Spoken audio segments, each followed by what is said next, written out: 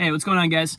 So I've been getting a lot of talk lately and questions about what the mark of the beast is and when exactly that's going to come into play and what happens if you take it. So we're going to kind of go through that today, those exact things. We're going to go over what it is, when it's going to come into play, and what happens if you take or don't take the mark. So we're going to start with what the mark of the beast is. So Revelation 13, 16 through 17 says, "And he," which means the Antichrist, "causes all, the small and the great, the rich and the poor, the free men and the slaves, to be given a mark on their right hand or their forehead, and he provides that no one will be able to buy or sell except the one who has the mark, either the name of the beast or the number of its name." So what that says to me is just a physical mark, right? It's something that we can actually see because it's going to be on the hand or it's going to be on the forehead.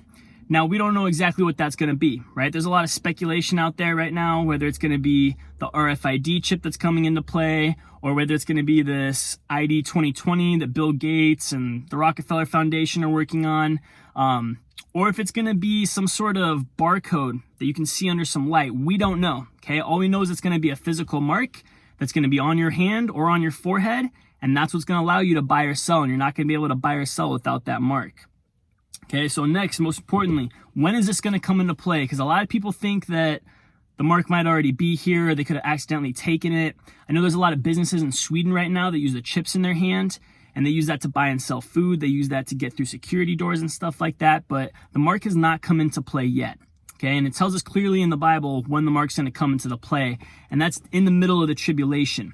So Revelation 13 through 14 says, "It performs great signs." Now, when it says it performs great signs, it's talking about the false prophet. So there's going to be the Antichrist, and then there's going to be the false prophet that comes into play, and the false prophet is going to lead people to worship the Antichrist.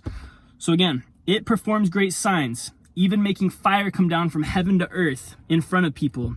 And by the signs that it is allowed to work in the presence of the beast, it deceives those who dwell on earth, telling them to make an image for the beast that was wounded by the sword and still lived. So what that means is the mark's not here yet, okay? Because the false prophet is going to help bring that into play, and it's going to be a sign of worship towards the Antichrist, right? So people think that they might have already taken the chip in Sweden, or they might have already gotten something that's kind of sealed their fate. That's not the case. It's not here yet, okay? The technology might be here for it, and we might be getting close to that, but it's not here yet, so you don't have to worry about if you've taken that or not. Okay, it's also not going to appear right away. So I believe in a pre-tribulation rapture. I believe the rapture is going to happen first because I believe the church is the retainer, and we're holding, the restrainer, and we're holding back the Antichrist from coming into play, right? But after we're gone, that's when he's going to start to make an appearance. Now, the Antichrist isn't going to take power right away, right? It's not going to be like the rapture happens, the next day he takes power. He's going to earn people's trust, right? He's going to do great things in the world. He's going to bring nations together. He's going to bring a one religion together. And at that point, then the false prophet comes into play. He's going to perform great signs and wonders, and it's going to force people or cause people to worship the Antichrist. And that's when the mark's going to come into play. Okay, so the mark is not here yet. Now, this is the most important thing, is what happens when you take the mark or if you don't take the mark. Now, God is so good that he is going to send an angel during all this time to tell the whole world and warn them of exactly what the mark of the beast means and exactly what's going to happen if you take it, so that no man on earth is going to be able to deny that they knew the consequence of taking this mark. And it says this clearly in Revelation 14, 9 through 10.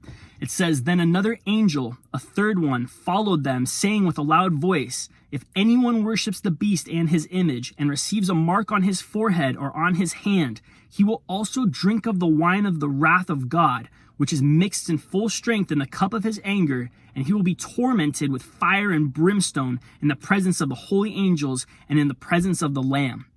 Okay, so fire and brimstone, he's talking about hell, right? He's talking about if you take this mark on your hand or on your forehead, you have sworn allegiance to the Antichrist. And at that point, your fate is sealed for all of eternity, right? If you didn't make it in the rapture, it was a little too late, right? But he's going to give us more grace period where more people are going to get saved. More people are going to come to know him. But he is so good that he's going to warn everybody about this mark, right? It's not going to be something that you're going to take and not know that, oh, this was worshiping the devil or this was swearing allegiance to the devil. He's going to send an angel that's going to warn the whole world.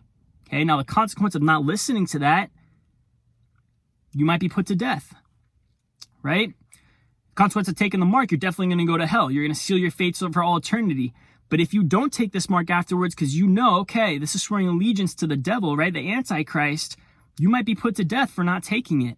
And that's something that I'd rather avoid, right? By being a Christian now and seeking God now and giving him my life now so that I can get taken up in the rapture and I can avoid all this together.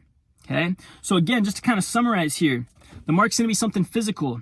Okay? It's going to be on our hand or it's going to be on our forehead, but it's going to be something physical. Maybe you scan it. Maybe it's implanted in you. We don't know. We don't want to speculate because we don't know yet, right? Now, when it's going to come into play, again, it's going to come in the middle of the tribulation. After the Antichrist has come to power, after he's assigned a false prophet, and the false prophet tells everybody through signs and wonders that, hey, we need to worship the Antichrist, right? We need to worship the beast. That's when it's going to come into play. And then what happens if you take it, right? This angel's going to come. He's going to warn all of us. The consequence of taking it is you're going to go to hell for all of eternity. Okay? And the consequence of not taking it, you might be put to death. You might be beheaded. You might be put in camps. So I recommend, as a believer, someone who doesn't want to experience all these things, to get your life right with Christ now, right? To give your life to God now. And I have another video on how to become saved and how to escape all this judgment that's coming. So if you guys want to look at that, maybe I'll link it in the bio or you can just go on my channel. But I know at the end of the day, I'm not going to have to worry about this because I'm going to be out of here, okay? And if I was here for it, it'd be the most terrifying time in the entire world, okay? And I'm not going to deal with that. So God bless you guys. Like, comment, subscribe. We're going to be uploading more videos here, talking about more end time stuff, talking about just more spiritual stuff, how to draw close to God. And comment, let me know what you guys think. If you guys think I'm wrong, I love it too. Go ahead and comment, and we'll see you guys soon.